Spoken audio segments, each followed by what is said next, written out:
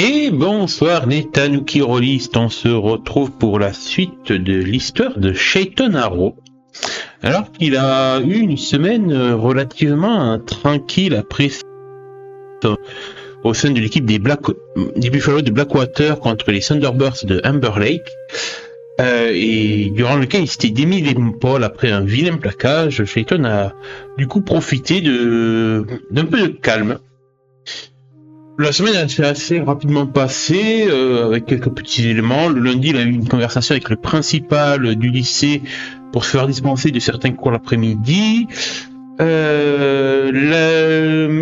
Mardi, il avait réussi à dérober quelques mèches de cheveux appartenant à un produit McGuffin à son vestiaire afin de faire une poupée vaudou à son effigie avec Tiana, afin de protéger Marigold, son ex-petite amie, des influences du jeune McGuffin. D'ailleurs, à partir du mercredi, Tiana et lui ont commencé à les surveiller tous les deux pour voir si Brody ne tentait rien contre Marigold. Mercredi, Shaiton a aussi eu une petite discussion entre potes avec Sam et Max, où ils ont parlé un peu de leurs sentiments et de leur vie amoureuse respective. Et on était arrivé jusqu'au vendredi, donc 26 septembre 97, où Shaiton était allé à l'entraînement de football américain de l'équipe des Buffalo, pour faire un peu le point avec le médecin de l'équipe, Doug, pour voir si son bras allait mieux. Et aussi commencer à évoquer le prochain match qui aura, je crois, lieu le 2 octobre, contre l'équipe des Raptors de Crit Rapid, je crois. Pas de bêtises. Et le coach avait aussi tenu à présenter le nouveau sponsor de l'équipe qui allait investir dans du nouveau matériel et équipement pour les joueurs. Et sans trop grande surprise, Shaiton a donc découvert que c'était Rick McGuffin qui était le sponsor de cette nouvelle saison de l'équipe. Et Rick McGuffin a fait son petit discours à l'équipe, se mettant en avant, mais aussi en mettant en avant Shaiton qui a été un peu la révélation de ce début de saison grâce à ses touchdowns contre Amber Lake. Et on s'était arrêté au moment où le gros McGuffin avait pris à l'écart Shaiton pour lui parler.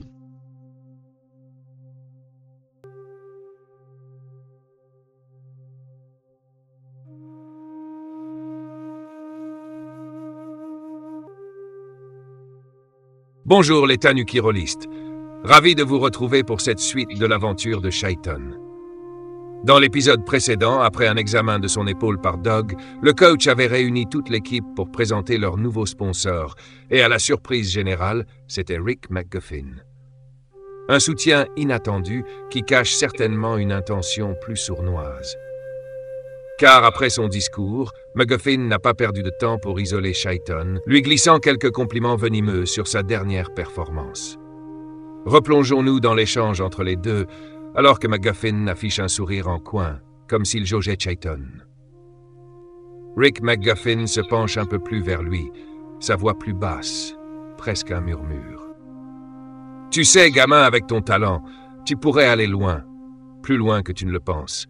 Mais pour ça, il te faudra être dans les bonnes grâces des bonnes personnes. Tu comprends ce que je veux dire, n'est-ce pas? »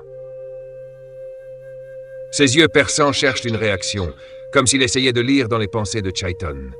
Shaiton ressent une tension montée, un mélange de défi et de méfiance. Je regarde de la tête aux pieds le gros McGuffin. C'est vrai que c'est un homme qui est quand même assez imposant, qui a quand même une prestance, un charisme assez oppressif dans sa façon d'être, même sans être pourtant menaçant et détendu. Du coup, je dis quand même, quand il me dit qu'il faut être dans les bonnes grâces des bonnes personnes, je le regarde avec un petit air de défi. Ouais, vous voulez dire vos bonnes grâces? Je parie non, Monsieur McGuffin. Puis, je suppose que de toute façon, vous auriez peut-être préféré que ce soit votre fils Brody qui soit la star du match. Ça doit vous embêter un petit peu, non, que ce soit un Haro qui débarque comme ça et qui devient la coqueluche du public. Et j'avoue que dans ma voix, il y a une pointe de défi. Même si quand même il m'impressionne, je reste quand même un coyote et je vais montrer à cet homme que je peux mordre. Que je ne suis pas un petit chiot qu'il peut manipuler.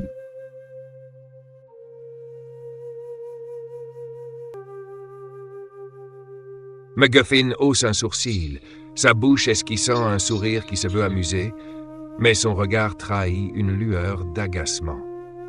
Il croise les bras et se penche légèrement en avant, prenant un ton faussement affable. « Tu sais, Shaiton, peu importe qui brille, tant que le blason des Buffalo s'en trouve honoré. Ouais. Mais il est vrai que ta famille et la mienne ont des histoires différentes. » Il se redresse et ajuste la manche de son costume, bas, prenant le temps de peser chacun de ses mots. Sache simplement que ceux qui apprennent à jouer le jeu trouvent souvent bien des portes qui s'ouvrent pour eux. Les portes des bonnes écoles, des bonnes carrières. Il laisse son regard peser un instant sur Shaiton avant d'ajouter, presque en chuchotant. « Quant à mon fils, il sait où sont ses intérêts, et j'espère pour toi que tu sauras où sont les tiens. » Puis, il tapote l'épaule de Shaiton, la blessée, mais de façon mesurée, comme pour le tester, avant de reculer légèrement. « Alors, Blitz, on se revoit sur le terrain ou ailleurs. »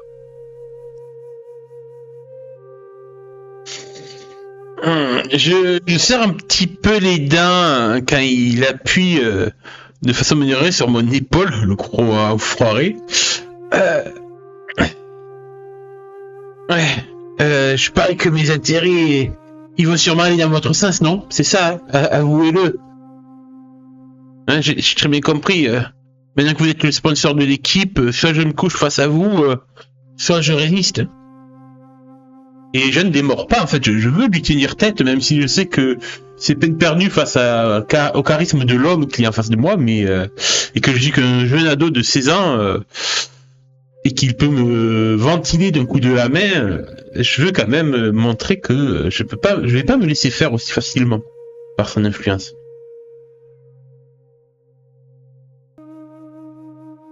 Rick MacGuffin arque un sourcil, son sourire s'élargissant d'un air satisfait, presque amusé par l'audace de Shaiton. Ah, la jeunesse, pleine de fougue, parfois un peu aveugle. Mais dis-moi, Shaiton, commence-t-il en posant ses mains derrière son dos, prenant un ton presque paternel, mais empreint de ce mépris si subtilement dissimulé. Je l'adore. Es-tu bien certain de tout connaître sur ta propre famille? Pardon? Il laisse planer un silence chargé de tension, le regard planté dans celui de Shaiton. Les Coyotes, continue-t-il doucement, ils te semblent nobles, attachés à leur territoire, à leurs valeurs. Mais on sait bien que sous les belles histoires de tradition et de loyauté se cachent souvent des secrets. Des secrets que même les fils loyaux comme toi ne connaissent pas. Il incline la tête et son sourire devient carnassier. As-tu seulement conscience des vrais trafics qu'ils mènent, ou du prix que certains sont prêts à payer pour maintenir leur précieux contrôle de, disons, certaines ressources? Shaiton sent son cœur battre plus fort, mais il refuse de céder à l'inquiétude qui monte en lui. Rick ajoute alors, en baissant la voix d'un ton à peine audible. « Renseigne-toi bien, fils. Parfois, les ennemis ne sont pas ceux qu'on croit. » Il recule d'un pas, ajustant une dernière fois sa veste. « Si tu tiens à ta place parmi les Buffalo, tu sais à qui tu devras la loyauté. Mais si tu préfères rester un bon petit coyote docile, alors tu découvriras bien assez vite ce que cela te coûte. » Sur ce, il lui adresse un dernier sourire froid et s'éloigne, laissant Shaiton dans le couloir, le souffle court, les poings serrés et la tête pleine de questions sur les intentions réelles de cet homme, et peut-être même sur sa propre famille. Alors là, j'en reste sans voix avec tout ce qui vient de m'asséner là à la figure. En plus de me traiter de bon petit coyote docile, je le vois s'éloigner tranquille. Je pense en plus en s'allumant un cigare. Et non, là, je peux pas le laisser partir, le gros MacGuff là. Ça va pas. Du coup, tant pis, en fait, je le rattrape et en fait, je le tire par la manche pour le retourner vers moi. Et en fait, je pense que rien que ce geste, en fait, il va me foudroyer du regard, qui va me figer sur place. Mais j'arriverai quand même à avoir la force de parler. Qu'est-ce que vous insinuez sur ma famille Qu'est-ce que vous savez et que j'ignore?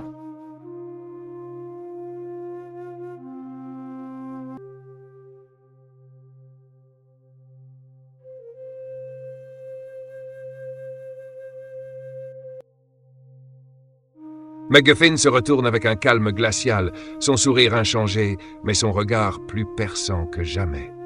Il tire une longue bouffée de son cigare, laissant la fumée s'échapper lentement avant de répondre d'un ton mesuré, presque bienveillant, comme s'il s'adressait à un enfant naïf. « Ah, Chayton, tu sembles croire que le code des coyotes est aussi pur et inviolable que les contes qu'on te racontait petit. Mais voyons.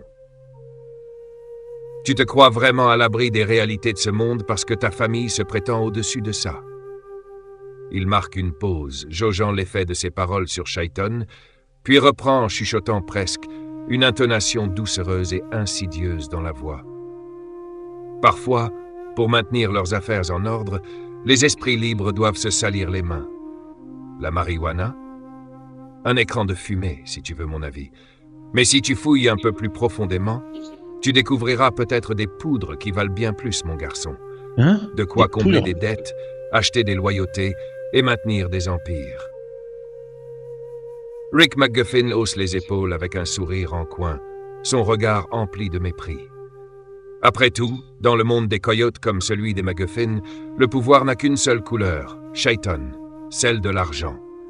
Et tu as encore beaucoup à apprendre sur la façon dont ta famille le trouve. Il laisse tomber ses mots comme une sentence avant de s'éloigner dans un nuage de fumée, indifférent aux émotions en ébullition qui traversent Chayton. Mais non, il va pas partir comme ça. Ah non, mais je le laisse pas partir, je le suis à une présente question parce que du coup, il me parle que visiblement ma famille ne ferait pas que dans la marijuana, que dans de la poudre, est-ce qu'il parle de cocaïne ou pire, alors que je croyais que jusqu'à présent, en fait, les Spirit Coyotes ne faisaient que, on va dire, dans de la drogue douce et pas dans des trafics aussi tordus que ça. Du coup, j'essaie, en fait, je le rattrape et je vais pas le reprendre par la main. Je vais quand même me planter devant lui pour le couper le passage. Je sais pas si c'est plus intelligent comme manière de le stopper. Je veux en savoir plus. Dites-moi en plus. Et je pointe mon regard dans le sien. Il me fait comprendre que je veux toute la vérité de ce qu'il sait sur ma propre famille et que j'ignore.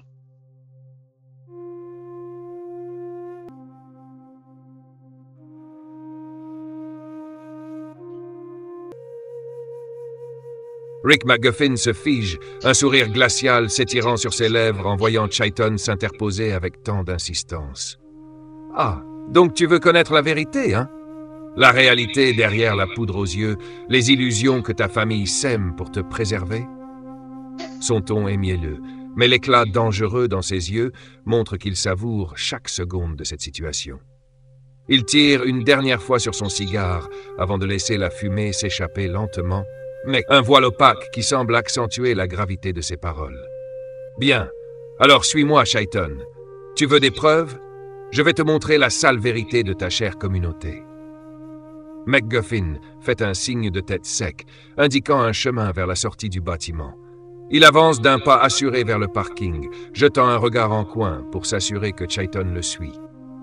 Tandis qu'il traverse les couloirs du lycée, Rick conserve un silence calculé, laissant l'atmosphère s'imprégner de tension, chaque pas rapprochant Chayton de révélations potentiellement dévastatrices.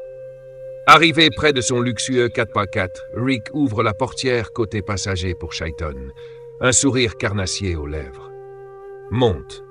Je vais te conduire à un endroit où tu pourras voir les conséquences de ces nouvelles affaires.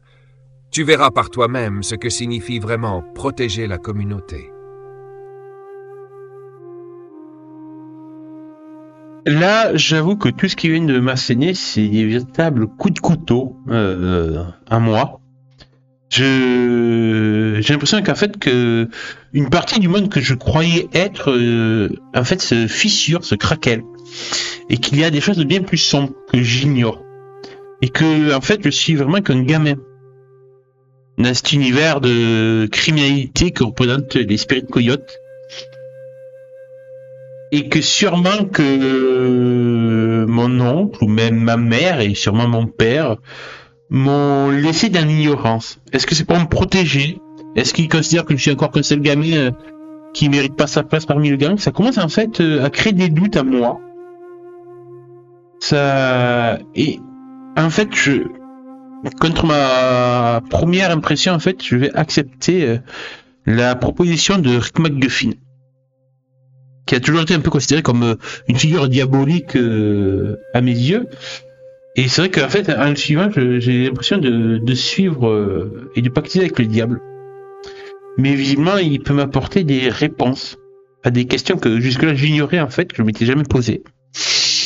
Et du coup, en fait, silencieusement, je vais le suivre. Et quand il va m'ouvrir la porte de son Hummer, je vais monter à l'intérieur, sans rien dire et attendant de voir où il m'amène.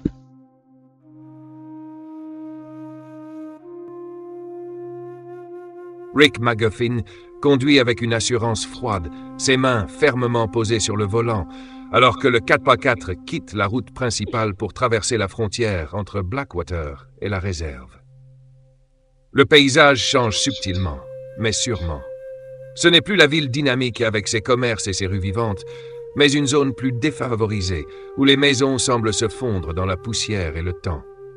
Le ciel, pourtant clair, semble prendre une teinte plus grise ici, comme s'il absorbait la lourdeur du quartier. Les souvenirs affluent pour Chayton, alors qu'ils approchent du district, ce quartier où il a grandi. Il se souvient des maisons modestes, mais remplies de vie et de chaleur, des enfants qui couraient dans les rues poussiéreuses, des fêtes improvisées autour de feux de camp et des enseignements de ses aînés qui parlaient d'un avenir meilleur. Mais aujourd'hui, c'est une autre réalité qui s'offre à lui. Les murs sont marqués de fissures et de graffitis négligés. Les jardins autrefois entretenus sont maintenant des amas de mauvaises herbes, et les fenêtres sont pour beaucoup obstruées par des planches clouées. Le contraste avec ses souvenirs est déchirant. Arrivé au centre du district, près d'un bâtiment désaffecté qui avait autrefois servi de centre communautaire, Rick arrête la voiture et se tourne vers Chayton avec un sourire sardonique. « Bienvenue dans la réalité, gamin. Tu vois, il est facile pour ta famille de se pavaner à Blackwater avec leur air rebelle et leur discours de protecteur de la communauté. Mais la vérité... » Il se penche vers lui en le fixant droit dans les yeux. C'est que même eux, ils ont abandonné cet endroit. Ils sortent du véhicule et Rick allume un cigare en jetant un regard circulaire, savourant visiblement la détresse qui se dégage de ce quartier.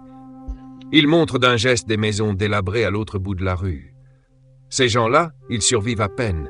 Ils n'ont pas les moyens de quitter la réserve. Alors, ils sont pris au piège. Et pour beaucoup. Il tire sur son cigare, puis ajoute avec une satisfaction perverse. Pour beaucoup, leur seul échappatoire, c'est la poudre, la meth, et tout ce qu'on leur offre pour oublier leur misère. Alors que Chayton tente de digérer ses paroles, Rick poursuit. Et ces produits-là, tu crois qu'ils viennent d'où, hein? Crois-moi, fiston, ta mère, ton oncle, ils font plus que juste fumer de l'herbe. Ils font ce qu'il faut pour survivre. Ils n'ont pas hésité à abandonner leur propre peuple pour monter leur affaire. Si tu veux des preuves, ouvre les yeux. Regarde autour de toi. Rick fait signe de suivre et le mène vers un groupe de jeunes assis près d'un mur délabré, des adolescents que Chayton reconnaît vaguement comme étant d'autres enfants qu'il connaissait quand il vivait ici. Ils ont l'air bien plus vieux que leur âge, avec des cernes et des regards vides, des gestes maladroits et des rires nerveux. Rick ricane en regardant Chayton, cherchant à voir la réaction de ce dernier face à cette scène. Alors, gamin, tu vois ? Ce n'est pas ton joli petit club de mécanos qui change les choses ici. Le business, c'est le business. Et ta famille l'a bien compris.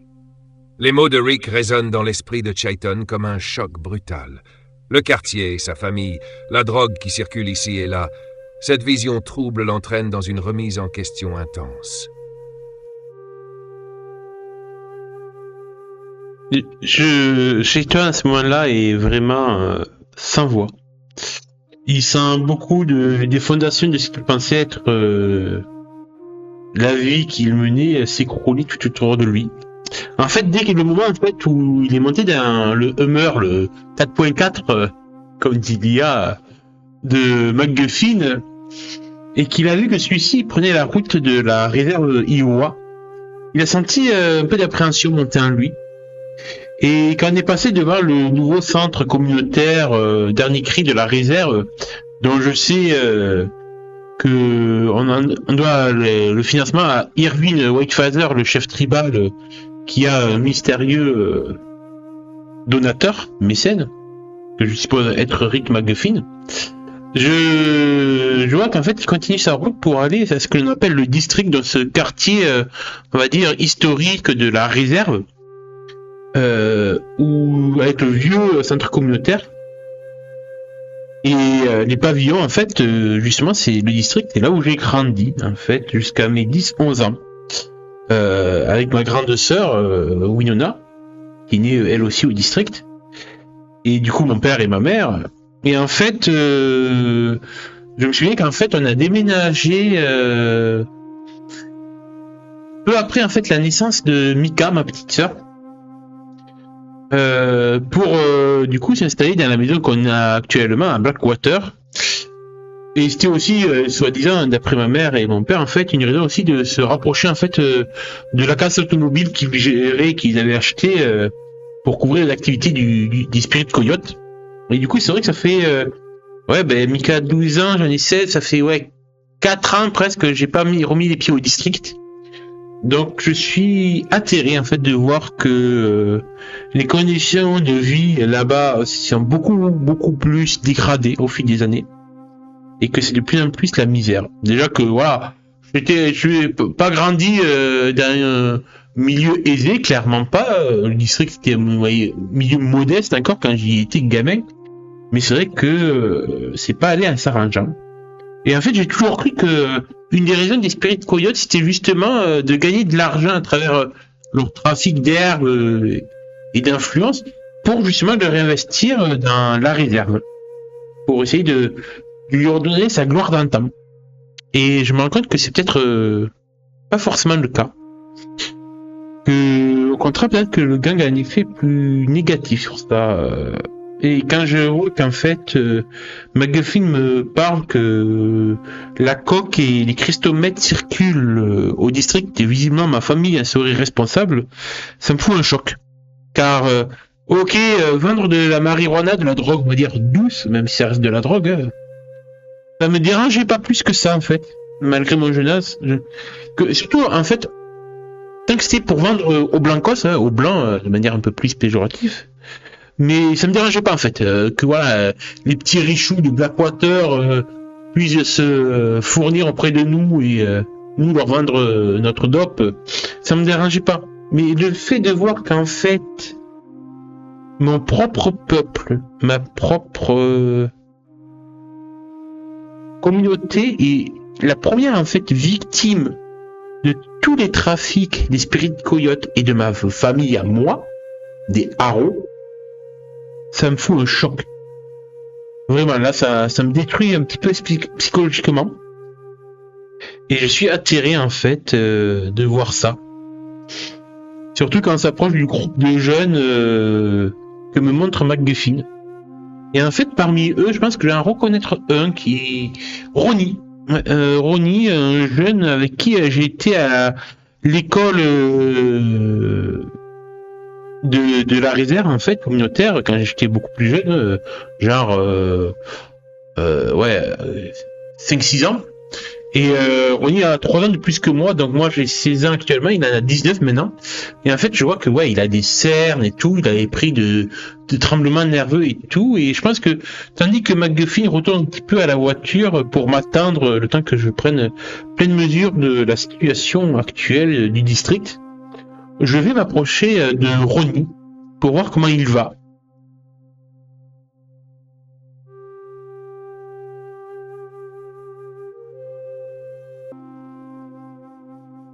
Shaiton s'approche de Ronnie, le cœur lourd et la gorge nouée. L'ombre de la réalité qu'il découvre pèse sur ses épaules, et il peine à assimiler ce qu'il voit. Ronnie, qui était autrefois un adolescent vif et plein d'espoir, est désormais presque méconnaissable. Son regard est vide, ses mains tremblent faiblement, et ses vêtements usés témoignent d'une vie marquée par la lutte et l'abandon. Lorsque Shaiton s'accroupit près de lui, Ronnie lève un regard fatigué, mais finit par reconnaître l'ancien ami de son enfance. Un sourire las s'étire sur son visage, mais il ne reflète que des souvenirs douloureux. « Shaiton, t'es revenu? Ça fait longtemps. » Sa voix est rauque, brisée, comme si chaque mot lui coûtait un effort. Shaiton prend une profonde inspiration, peinant à masquer son trouble. Il laisse glisser ses mots, essayant de ne pas trahir son choc et sa peine. « Ouais, je suis revenu. Enfin, je passe sur tout. Je voulais voir comment ça se passe ici. Comment tu vas, Ronnie ?» Ronnie détourne le regard, visiblement honteux, mais il finit par hocher la tête, laissant échapper un rire amer. « Comment je vais ?» Il secoue la tête. « C'est ça le district maintenant, mon frère. Les anciens comme ton grand-père, ils avaient des espoirs pour cet endroit, tu sais. Mais la vie a pris un autre chemin.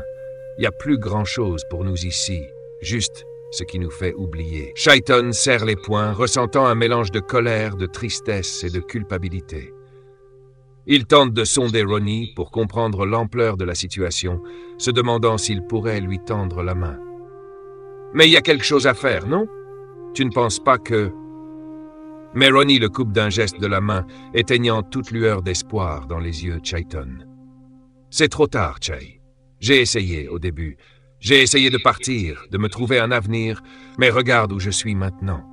Les gens comme nous, on est juste des pions, et les autres. » Il jette un regard vers la voiture de Rick McGuffin, plissant les yeux. Ils font juste en sorte qu'on reste bien à notre place.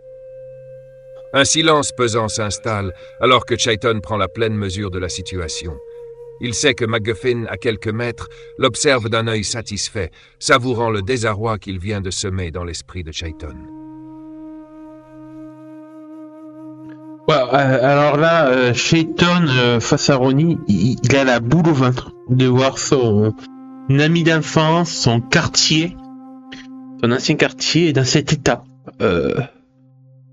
Ouais, ça me fout un sacré coup moral en fait. Je me retiens en fait de pas craquer face à Ronnie. Et du coup, j'entends un petit peu quand même derrière moi le regard de McGuffin dans mon dos qui doit savourer le spectacle. Je prends un peu Ronnie à part pour l'éloigner un petit peu et mais dis-moi Ronnie, je veux savoir, dis-moi, c'est vrai ce qu'on raconte, c'est la mettre circule ici, je veux dire, c'est vraiment le cas? Et du coup, je pense qu'en fait, il va me sortir un petit cristal de méthamphétamine qu'il a encore dans les poches. Pour montrer que, ben oui, c'est bien le cas. La meth circule dans le district. Ce qui me fout un coup. Évidemment, donc, je comprends que McGuffin ne m'a pas dit des conneries, mais j'ai besoin de le savoir. Et du coup, j'aurai un Ronnie. Je veux que tu me dises, c'est vraiment un spirit cognac qui t'a vendu cette merde-là?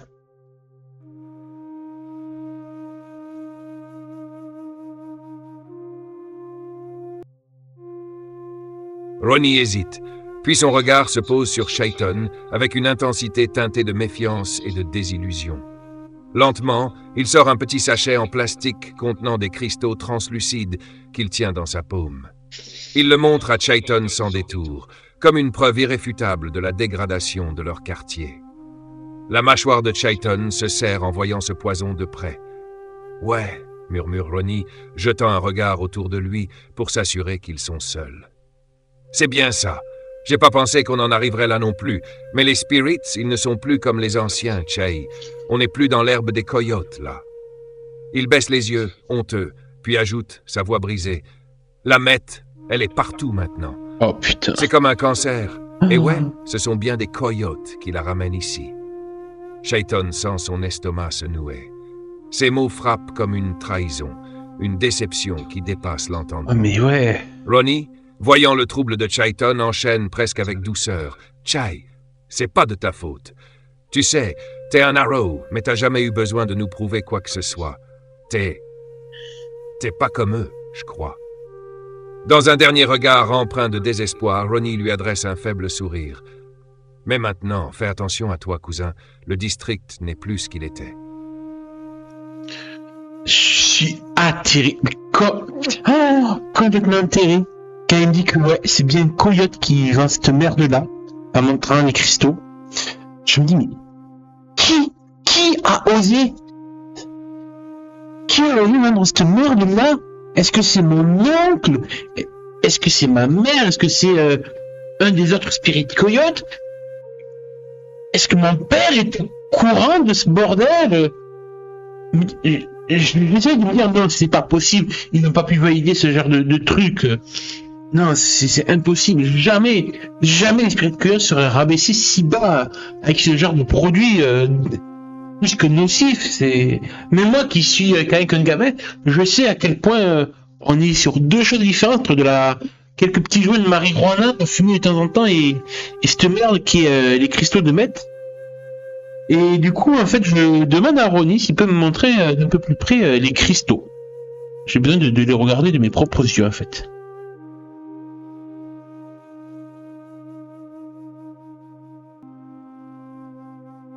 Ronnie hoche la tête, silencieux, et tend la main pour que Shaiton puisse voir de plus près les cristaux de méthamphétamine. En observant les fragments translucides aux reflets légèrement bleutés, Shaiton sent une colère froide monter en lui, mêlée de désespoir. Les cristaux, petits et scintillants, semblent presque anodins, mais il sait à quel point leur effet est destructeur. C'est une frontière que les coyotes, dans leur fierté, avaient toujours juré de ne jamais franchir. Ronnie, remarquant l'expression sombre de Shaiton, murmure « Je sais pas si c'est toi qui peux faire quelque chose, Chay, mais tu sais, dans le district, on pensait que les coyotes protégeaient les nôtres. Je sais plus quoi penser maintenant. » Shaiton se sent accablé, partagé entre l'indignation et la confusion. Ces cristaux représentent bien plus qu'une simple drogue. Ils incarnent une trahison de tout ce qu'il pensait savoir de son gang et de sa famille.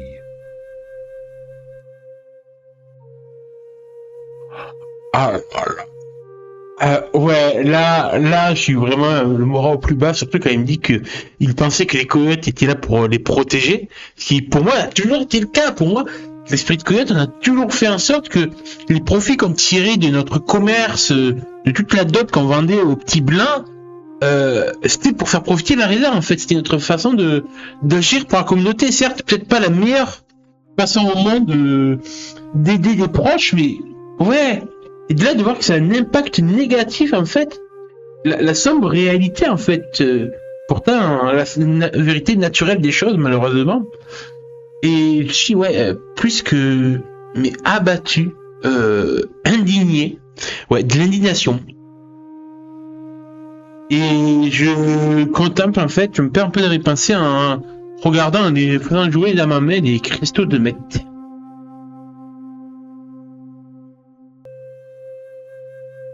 Fais ton jet d'approche en utilisant ton intelligence et ruse avec ta spécialité majeure de sensibilité onirique pour tenter de percer les secrets de ces cristaux. Une fois que tu as ton résultat, dis-moi ce que tu obtiens et je te dirai ce que ton esprit décode de ces cristaux.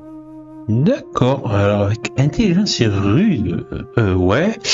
Et du coup, sensibilité onirique, je vois pas pourquoi il me demande de faire ça. Sensibilité onirique, c'est ma spécialité majeure qui reflète le fait que j'arrive à ressentir la frontière entre le monde éveillé et la marche des rêves et des cauchemars. Du coup, je le fais avec avantage, manger. Ou c'est pas fifou, si c'est... Ça fait un 8. D'accord, je vais renseigner ça à l'IA.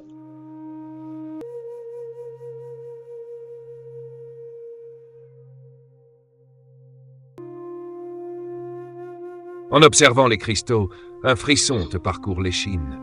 Tes sens, amplifiés par ta sensibilité onirique, détectent un écho dérangeant à l'intérieur des cristaux. C'est subtil, presque imperceptible, mais tu ressens un courant sombre et agité qui émane d'eux, comme si une part de la marche des rêves et des cauchemars s'y était mêlée. What? Ce n'est pas une simple drogue synthétique. Quelque chose d'artificiel et de déformé se cache à l'intérieur. Un résidu d'énergie onirique tordue, comme un fragment de cauchemar qui aurait été capturé, distillé et cristallisé. Ce mélange provoque une sensation de malaise, un léger vertige, presque comme si le cristal essayait de t'attirer dans une vision trouble. Tu comprends que cette méthamphétamine n'est pas ordinaire. Elle a été traitée ou infusée avec des éléments mystiques probablement dans un rituel précis, ce qui pourrait expliquer ses effets destructeurs bien plus profonds que ceux de la drogue ordinaire.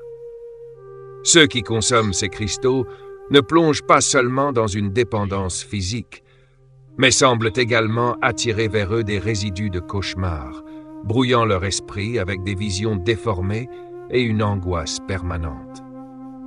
Tu te rends compte que cette drogue pourrait bien transformer ses consommateurs en prisonniers d'un enfer personnel, les piégeant dans des visions infernales jusqu'à ce que leur esprit ne puisse plus faire la différence entre la réalité et leurs hallucinations. C'est affreux. Mais putain. Ah. Je suis sous le choc en ressentant tout cela. Je me dis non, c'est pas possible. C'est moi qui suis dans un cauchemar là. Non, je suis dans un cauchemar et c'est pas possible. D'ailleurs, comment c'est possible qu'on puisse faire ça? Est-ce que c'est rien possible de faire de la drogue à partir d'essence de cauchemar, de résidus? J'aurais jamais cru cela possible. Et surtout, qui est capable de faire cette merde? Tire sur un autre Dreamcatcher? Qui d'autre? Mon grand-père, lui, c'est juste un homme médecine. Mon arrière-grand-père était Dreamcatcher, mais il est mort. Et mon grand-père, je vois pas du tout mon grand-père faire ça. Attends, qui peut être à l'origine de cette drogue? Et en fait, du coup, j'essaie de garder un peu ces questionnements pour moi. Je me retourne vers Ronnie. Je lui demande si je peux juste garder un cristaux, s'il te plaît. En lui laissant bien sûr les autres.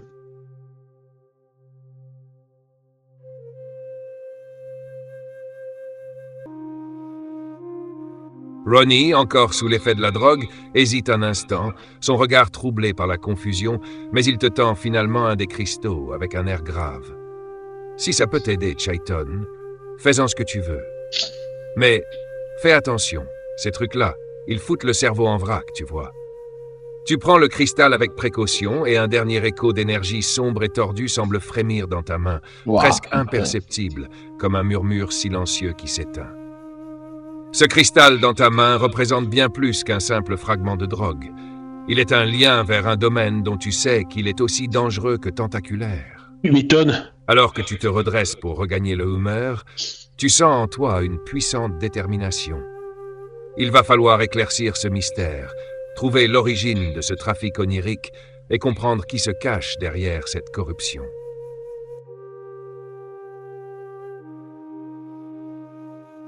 Du coup, je vais remonter un silence dans le humeur de MacGuffin.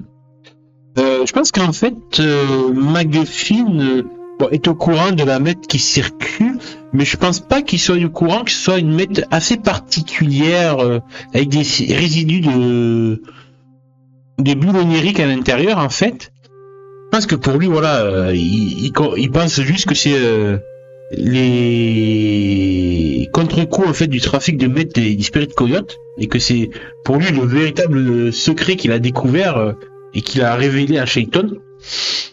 Donc je vais taire l'information, hors de question que MacGuffin soit au courant de ce genre de choses, que certains la marche des rêves des cauchemars. Et du coup en fait je vais garder le silence dans le humeur alors qu'il va me raccompagner jusqu'au lycée. Je pense que pour MacGuffin, c'est une petite victoire, sachant qu'il a commencé à mettre en fait le trouble dans l'esprit de Chaiton, et sans savoir qu'en fait c'est aller bien au-delà de ses intérêts personnels, car j'ai découvert bien plus que cette sombre réalité. J'en ai découvert une beaucoup plus malsaine.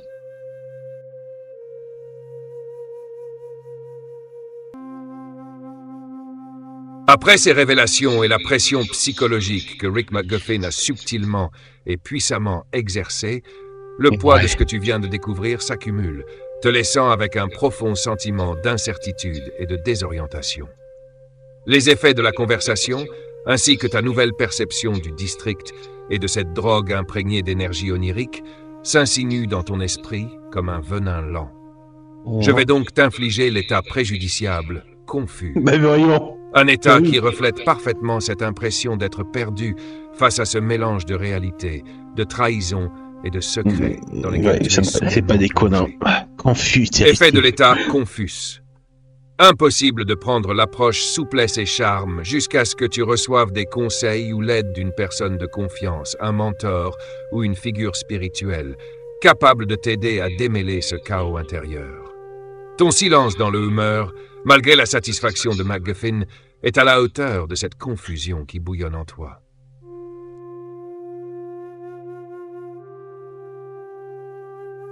Ok, ben je pense qu'en fait le gros MacGuff va me raccompagner jusqu'au lycée et je vais sortir son humeur.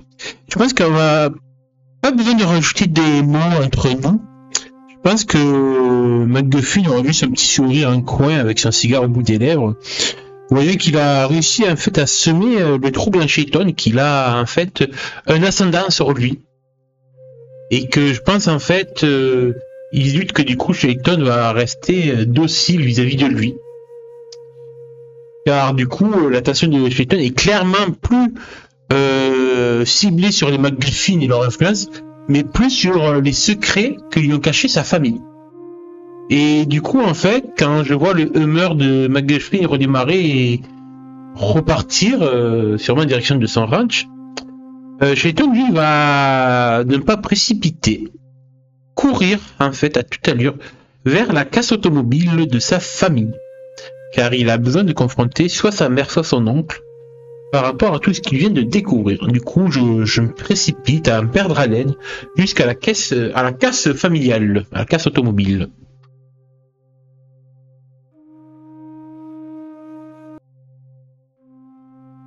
Tu fonces sans hésitation à travers la ville, ton esprit bouillonnant de colère et de questions. Les rues de Blackwater défilent alors que l'adrénaline pulse dans tes veines. Arrivé devant la casse, le vacarme habituel des outils et des moteurs te paraît étrangement lointain, comme un fond sonore dans cette scène irréelle où ta propre réalité est soudainement remise en question. La grille de la casse grince en s'ouvrant sous ta main et tu entres, déterminé, prêt à arracher la vérité. Au centre de la cour, tu aperçois Dick, ton oncle, penché sur une vieille voiture. Enola, ta mère, se trouve à quelques mètres, occupée à parler avec Bear, leur conversation se coupant brièvement lorsqu'ils te remarquent. Tu les rejoins sans ralentir, ton regard passant de l'un à l'autre, le souffle court et le visage marqué par la colère et la confusion. Ton oncle Dick lève les yeux, visiblement surpris par ton entrée soudaine. Il te toise, observant ton expression tourmentée, et ta mère se retourne lentement vers toi, le visage se durcissant en une expression qui semble osciller entre l'inquiétude et une certaine forme de compréhension. « Hé, Chayton, t'as l'air d'avoir vu un fantôme. Qu'est-ce qui t'amène ici en courant, fiston ?» Ton regard, brûlant d'indignation, cherche une réponse dans les leurs. Je regarde mon oncle et ma mère avec un regard assez dur. Je viens de vous parler en privé et je leur fais signe en fait de me suivre à l'intérieur du hangar qui sert d'entrepôt et de bureau pour la casse mais aussi pour le club. Et je pense qu'ils vont me suivre assez intrigués dans mon état parce qu'ils voient en fait que je bouillonne, j'ai quelque chose qui me préoccupe. Et une fois à l'intérieur, un peu à l'abri des oreilles des autres, je me tourne vers eux. Je reviens du district de la réserve. J'ai vu ce qui s'est passé. J'ai vu dans quel état c'était, toute la misère et la pauvreté. Et j'ai vu aussi ce qui traîne dans les mains des jeunes. Et je m'apprête en fait à sortir le cristaux de meth pour leur mettre sous les yeux. Alors que tu es sur le point de mettre le cristal de méthamphétamine sous les yeux de ta mère et de ton oncle, les éclats de voix à l'entrée de la casse attirent votre attention. Vous vous retournez, Enola et Dick sur les talons, et sortez ensemble pour faire face à une vision inattendue. Adina Toussaint, accompagnée de plusieurs membres de son clan, se tient à l'entrée. Son visage, d'ordinaire impassible, est marqué d'une colère froide et ses poings sont serrés. À sa droite et à sa gauche, des membres de la communauté Toussaint, aussi tendus que déterminés, viennent soutenir sa présence avec force. Adina, avec une voix acérée qui tranche l'air, « Je viens réclamer des explications. Vous pensiez vraiment pouvoir vous en prendre à notre famille sans qu'on réagisse? Vous avez saccagé notre herboristerie, gravé vos menaces sur notre porte. » Elle dévisage Enola avec un regard empli de reproches et d'amertume. Un coyote ne fricote pas avec le vaudou, vraiment? Enola, d'abord surprise par cette accusation, retrouve son calme et répond d'un ton neutre mais ferme. Enola. Adina, je n'ai aucune idée de ce dont tu parles. Les coyotes ne se livrent pas à des attaques sournoises, encore moins dans votre quartier. On a toujours eu un accord tacite, non? Adina ne se laisse pas impressionner, ses yeux lançant des éclairs. Ne joue pas les innocentes, Enola. Vos méthodes lâches montrent bien que certains ici ont perdu toute dignité. Vous avez attaqué notre commerce avec la subtilité de bêtes sauvages. Vous avez brisé la confiance, et tu oses venir me dire que tu n'y es pour rien. Dick, les mâchoires serrées, jette un regard noir à Adina. Tu parles d'attaque? Tu oublies vite que vos affaires empiètent souvent sur notre territoire aussi. Oh putain, tonton, non! Nos gars non, n'ont non. rien fait. Alors si tu veux des réponses, cherche ailleurs. Adina s'avance d'un pas, intensifiant la confrontation. Cherchez ailleurs? Vous avez laissé un message clair. Si ce n'est pas une déclaration de guerre, qu'est-ce que c'est? Ses yeux glissent vers toi, Shaiton, et son regard est rempli d'un mélange de déception et de colère. Toi aussi, tu crois qu'on va laisser passer ça? La tension est palpable, le silence pesant. Derrière Adina, son groupe regarde les coyotes d'un air méfiant, prêt à tout pour défendre leur famille.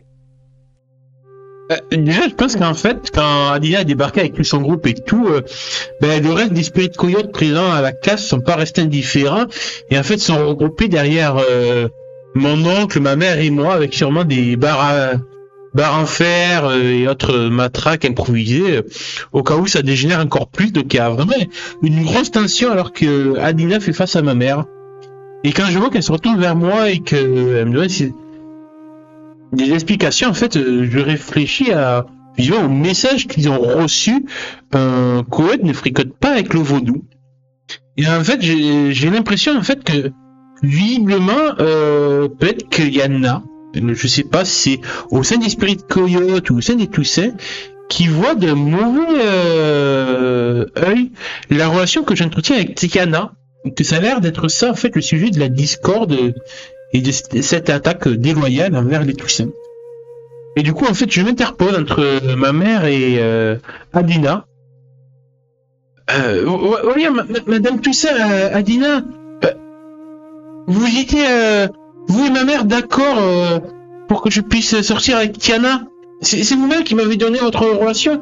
Pourquoi on irait s'en prendre à vous? Vous savez que j'aime votre fille et avec ma mère, ça se passait bien. On avait conclu une sorte de trêve pour justement qu'on puisse vivre notre amour, Tiana et moi, sans qu'on soit au milieu des conflits de nos deux familles. Je veux dire, vous croyez vraiment que on irait oser s'en prendre à vous?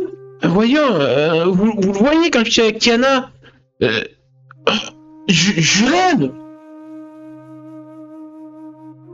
Et du coup, je toise du regard Adina, sachant que je viens de dire les mots magiques, le je t'aime.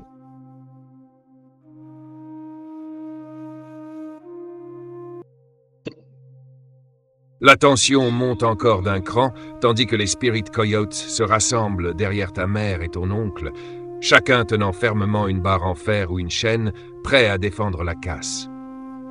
Adina serre les poings, mais ton intervention la fige un instant.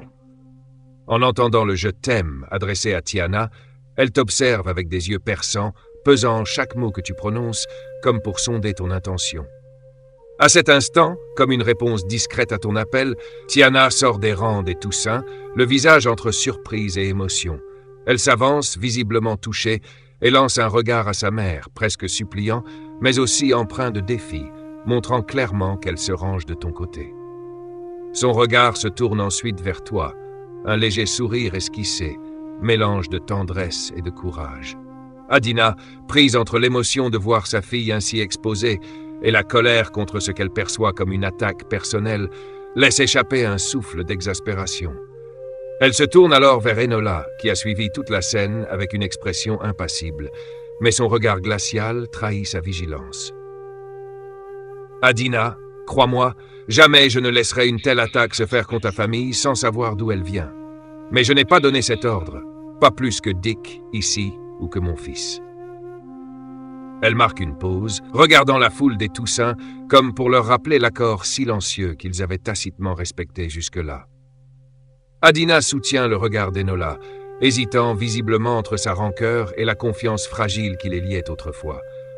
Elle jette un regard de côté à Tiana, qui serre doucement ta main pour te montrer son soutien, malgré l'atmosphère oppressante qui pèse sur tous. « Alors, dis-moi, qui parmi tes hommes aurait eu l'audace de laisser un message aussi stupide et puéril? Oh putain. Si ça ne vient pas de toi, il y en a chez toi qui oublient bien vite où est leur allégeance. » Elle recule légèrement, observant les Spirit Coyotes d'un œil méfiant, comme pour identifier d'éventuels traîtres parmi eux. Dick intervient, jetant un regard perçant autour de lui. « S'il y a un coyote ici qui a osé s'en prendre à nos accords et à l'honneur de la famille, je le trouverai, Adina. Sois-en sûr. » Ses yeux balayent l'assemblée, s'arrêtant un instant sur chaque visage, particulièrement celui de Red Wolf, dont l'expression devient légèrement tendue.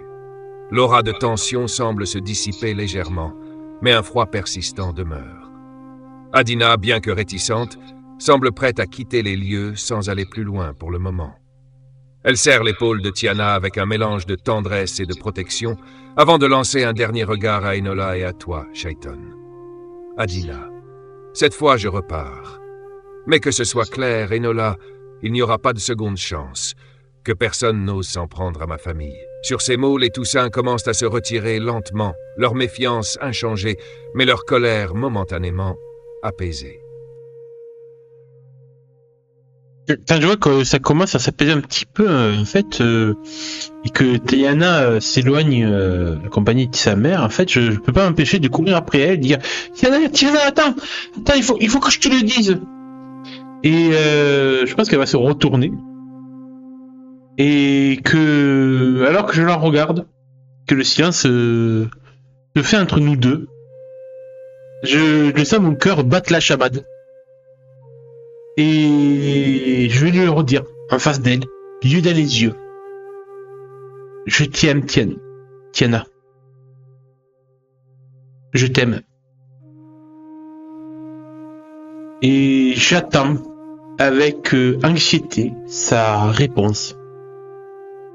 Alors que je me tiens à elle, d'une certaine forme de vulnérabilité dans mes sentiments vis-à-vis de elle.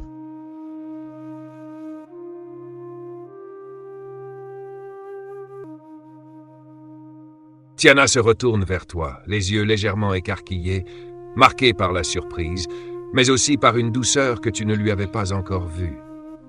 Elle te regarde un instant, le souffle court, ses lèvres s'entr'ouvrent avant de former un sourire qui trahit à la fois l'émerveillement et l'émotion.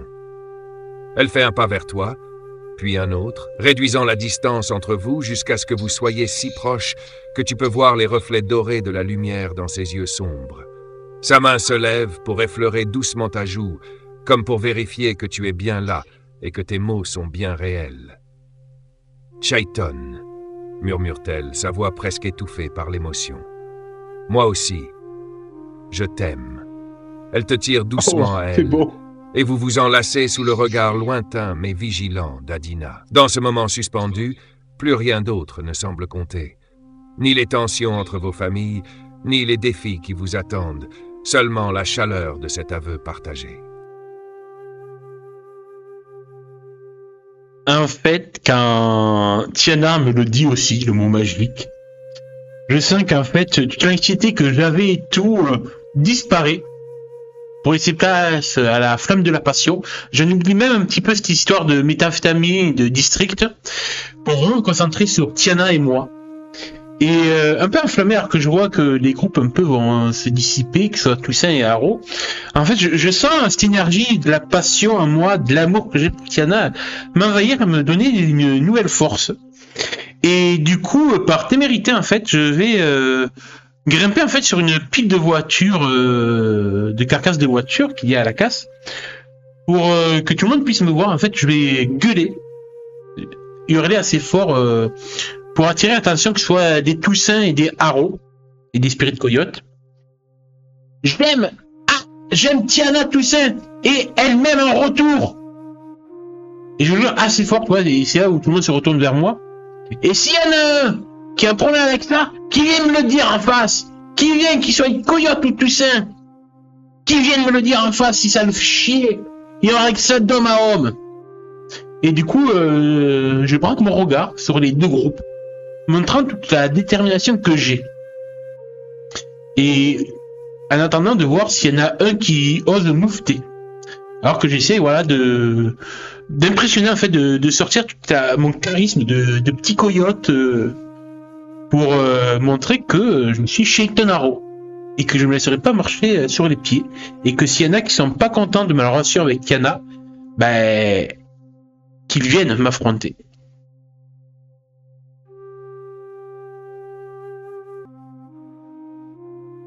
Ton acte est audacieux, et toute l'assemblée des Toussins et des Spirit Coyotes se fige, suspendus à tes paroles, certains échangeant des regards surpris, d'autres approbateurs ou, chez certains plus âgés, teintés d'un léger mépris pour ton audace. Ton oncle Dick affiche un demi-sourire d'amusement, hochant la tête en silence comme pour dire « Bien joué, gamin ». Adina, les bras croisés, échange un regard avec ta mère, Enola. Elle hausse un sourcil, sans montrer ouvertement d'animosité, mais sans te lâcher des yeux. À ses côtés, Tiana rougit en baissant un peu la tête, mais tu la vois sourire, touchée par ta déclaration et ta hardiesse. Devant cette réaction unanime, aucun des membres des deux camps ne fait un pas en avant pour te contester. Tu peux sentir que ton geste, pour l'instant, a réussi à clouer le bec au plus critique et à affirmer ta position. Cependant, cette audace ouvre aussi une question latente. Tu sais qu'une telle prise de position peut poser des défis dans le futur, des regards suspicieux et des murmures dans l'ombre. Mais pour l'instant, tu as gagné ce moment.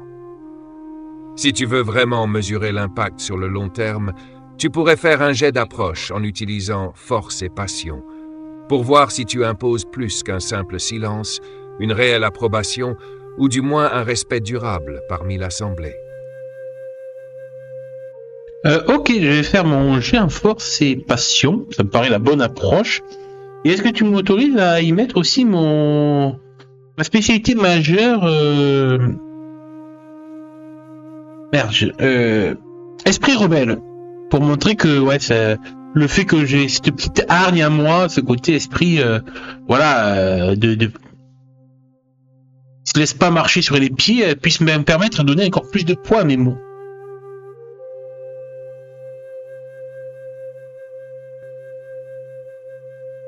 Oui, ton esprit rebelle convient parfaitement ici.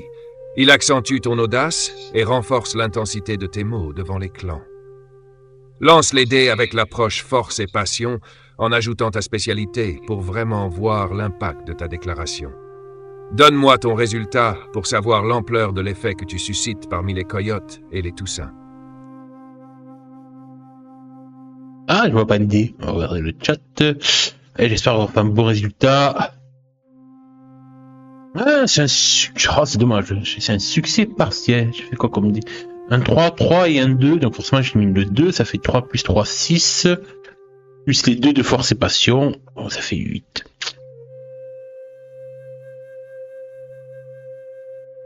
J'ai fait 8 sur les dés.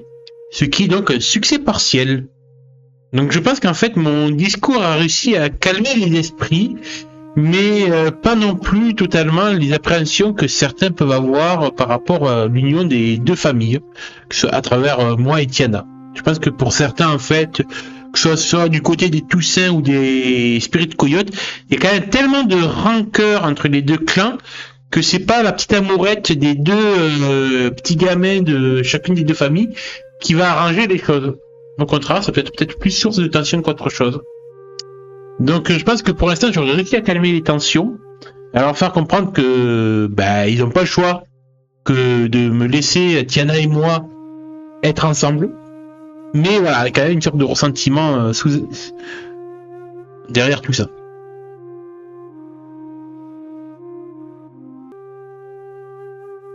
Ton discours, malgré son effet immédiat, laisse en effet des traces de méfiance et de ressentiment parmi les deux camps.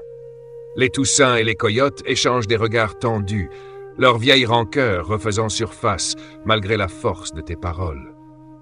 Ton cri d'amour pour Tiana a éteint les flammes les plus vives, mais des étincelles subsistent, prêtes à rallumer l'incendie à la moindre provocation. Enola, ta mère, et Adina se contentent d'un regard discret, signe de leur respect pour ta prise de position. Mais leur silence indique qu'elle reste prudente face aux conséquences d'une telle alliance. Pour certains, voir un Arrow et une Toussaint s'unir évoque des questions bien au-delà de votre amour. Des suspicions, des craintes et une inquiétude ancrée dans des années de désaccord. Tu sais que tu as calmé les esprits pour le moment, mais tu perçois dans certains regards un avertissement silencieux. Le poids de cette alliance repose sur tes épaules. Tu as ouvert la voie, mais le chemin reste semé d'embûches. Ben, je pense qu'en fait, je vais descendre de ma pile de carcasse de voiture après mon petit speech pour reprendre non. La fille Tiana dans les bras et l'embrasser. Maintenant qu'on s'est avoué réciproquement notre amour, on le sait d'un baiser passionné. Voici que notre séance se conclut, chers amis Tanuki rôlistes. Mais avant de nous quitter, voici une petite scène bonus. Alors que la caméra s'éloigne de Shaiton et Tiana, enlacés, l'image s'efface peu à peu pour glisser vers la bordure de la ville, là où le crépuscule s'installe paisiblement sur la caravane de Bigby. Assis dans son vieux rocking chair, un sourire en coin, il tire sur une pipe en bois, tout en savourant une bière bien fraîche. Le son des cigales emplit l'air, presque en harmonie avec le bruissement des arbres autour. Mais cette sérénité se brise lorsque deux voitures apparaissent en soulevant un nuage de poussière au bout du chemin, se rapprochant jusqu'à s'arrêter bruyamment devant sa caravane. Bigby fronce les sourcils, intrigué, mais pas inquiet, alors qu'il observe l'homme qui sort de la première voiture. Jacob Sparks, impeccablement vêtu d'une chemise violette et d'une veste grise. Son regard, vif et calculateur, se pose avec insistance sur le vieil homme. Bigby le reconnaît immédiatement, le neveu d'Arving Whitefeather, un jeune ambitieux aux allures de requin. Jacob s'avance, arborant un sourire amical, mais le ton de sa voix trahit une assurance aiguisée. « Bonsoir, Bigby. » Son regard scrute le terrain comme s'il l'évaluait. « J'admire l'endroit. Calme, bien situé. Je suis sûr que vous savez que certains seraient très intéressés par ce bout de terre. Je suis ici pour vous proposer une offre plus que généreuse, pour vous racheter tout ça et vous permettre de profiter pleinement de la tranquillité ailleurs. » Bigby ne bronche pas, son regard se durcit. Ce terrain ne se vend pas, ni à toi, ni à personne. Le sourire de Jacob se fait plus aiguisé. Vous savez, dans ce monde, refuser une offre peut avoir des conséquences. Je vous assure, Bigby, ça peut devenir très inconfortable de rester ici, seul, isolé, comme vous l'êtes. Bigby se redresse dans son fauteuil, sa voix basse mais pleine de défis. Crois-moi, garçon, si tu veux faire peur à un vieil homme médecine, il va falloir trouver mieux. Je n'ai pas peur des jeunes loups affamés comme toi. Mon terrain ne sera jamais à vous. Jacob observe un instant, puis son sourire se transforme en un rictus glacé. Il se contente de claquer des doigts. La porte de la deuxième voiture s'ouvre et plusieurs hommes en sortent, avançant vers Bigby avec des regards froids et menaçants, prêts à faire comprendre au vieil homme ce qu'il en coûte de défier leur volonté. La caméra s'éloigne, capturant la silhouette de Bigby, droit dans son fauteuil, immobile, le regard rempli de défi alors que l'ombre des hommes l'enveloppe. Que va-t-il advenir de Bigby? Quel secret se cache derrière cette insistance pour obtenir son terrain? Seul l'avenir le dira.